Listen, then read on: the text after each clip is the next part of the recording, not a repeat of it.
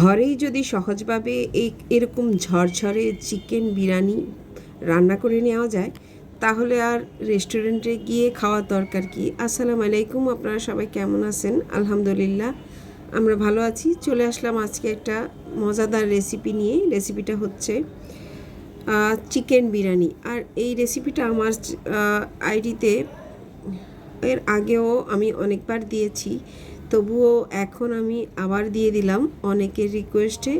খুব সহজভাবে ঘরোয়াভাবে এই রান্নাটা আমি আপনাদের সাথে শেয়ার করতেছি। আশা করি আপনাদের ভালো লাগবে।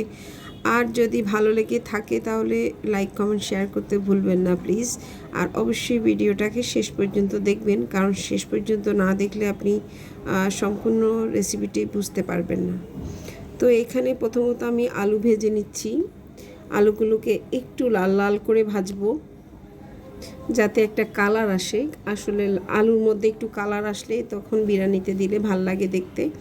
তো এখানে আমি আলুগুলোকে ভালো করে ভেজে উঠিয়ে নেব। এখন মোটামুটি আমার আলুগুলো ভাজা হয়ে গেছে, আর একটু লাল হলে আমি নামিয়ে নিব।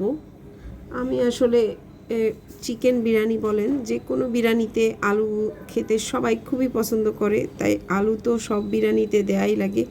আর এই জন্যে আমি আলু একটু বেশিই দিলাম, আপনারা আপনাদের পছন্দ মতো দিতে পারেন। তো আমি এখন আলুগুলোকে তুলে নিচ্ছি। আলুগুলো তুলে নিয়ে তারপর আমি এখন পেঁয়াজ বেরেস্তা করে নেব।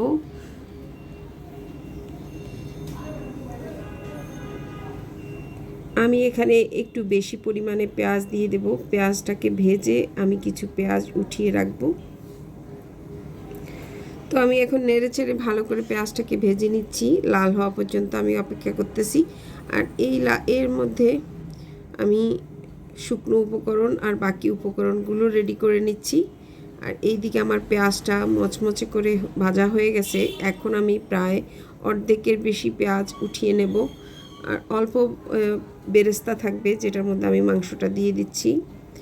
এখন আমি মাংসটা দিয়ে দেব। এখানে আমি একটা মুরগি পুরোটাই নিয়েছি, আর বলতে গেলে সব কিছুই ব্যবহার করেছি। আমি এমন কোনো কিছু নেই যেটা আসলে রাখিনি। পা থেকে শুরু করে কলিজা পর্যন্ত সব কিছুই আমি ব্যবহার করেছি এখানে। তারপরে এখানে আমি দিয়ে দিলাম এলাচ, তেজপাতা, দারচিনি, এগুলো শুকনো উপকরণ। বাকি মশলাগুলো সব আমি পাউডার হিসাবে ইউজ করব। তারপর দিয়ে দিলাম রসুন বাটা, তারপর দিব 1 চামচ লবণ, লবণটা পরিমাণ মতো। তারপরে আদা বাটাটা একটু বেশি দিব, যেহেতু এটা একটু শক্ত মুরগি, তাই ভালো করে যাতে সিদ্ধ হয়। এখন আমি দিয়ে দিচ্ছি 1 চামচের পরিমাণ মরিচ। এখানে তো হলুদ ব্যবহার করব না, শুধু মরিচটাই ব্যবহার করতেছি। এখন আমি দিয়ে দেব বাকি উপকরণ মশলাগুলো। শুকনো মশলার মধ্যে আমি জিরে ধনে গুঁড়ো করে রেখেছি, আর গরম মশলা, তার মধ্যে সব কিছু মশলার উপাদান আছে। এখানে আমি জিরে ধনে গুঁড়ো দিয়েছি প্রায় 1 চামচ পরিমাণ।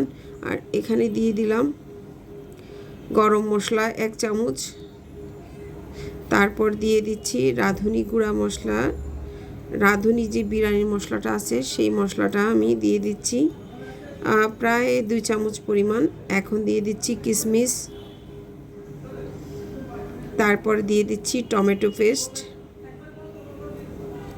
আপনারা চাইলে টমেটো সসও ব্যবহার করতে পারেন। আমি এখানে টমেটো পেস্ট করা ছিল, যেহেতু এখন টমেটো সিজন আছে এখনও, তাই আমি এই টমেটোটাকে পেস্ট করে নিয়ে তারপর দিয়ে দিলাম। আর এই দিকে আমার মাংসটা একদম সুন্দর কষানো হয়ে যাচ্ছে। মাংসটাকে ভালো করে কষিয়ে একটু ভুনা ভুনা করে নিয়ে তারপর আমি চালগুলো দিয়ে দেব। এখানে আমি কোনো রকম পানি দিব না, এই মশলার মধ্যেই ভালো করে অনেকক্ষণ ধরে ইয়েটাকে কষিয়ে নেব। মুরগির মাংসটাকে একেবারে ভুনা ভুনা করে নিলাম। তারপর এখন চাল দিয়ে দিচ্ছি। চাল দিয়ে এখন আমি ভালো করে নেড়ে চেড়ে তারপরে গরম পানিটা অ্যাড করে দিচ্ছি। এখানে আমি গরম পানিটা একটু কম দিয়ে দিলাম, কারণ আমি এটার সাথে দুধ অ্যাড করব। যেহেতু আমি টক দই দিই নাই আমি এটাতে, তাই আমি দুধ দিয়ে দেব।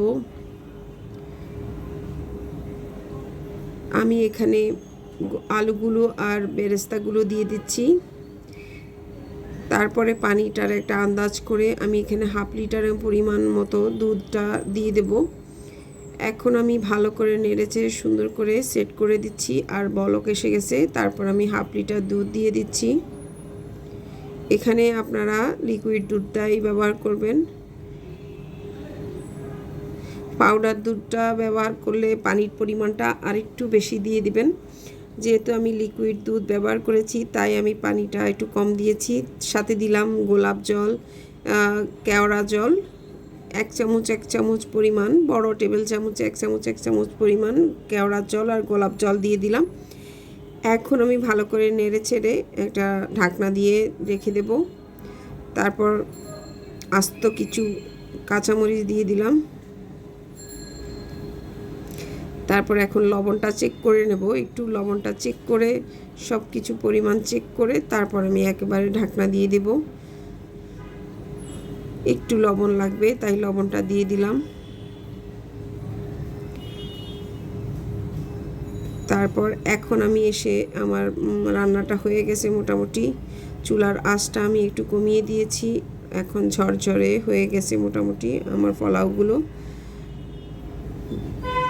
চালগুলো সুন্দর সিদ্ধ হয়ে গেছে, আর এই দিকে আমার বিরিয়ানিটা মোটামুটি রেডি। আল্লাহ হাফেজ।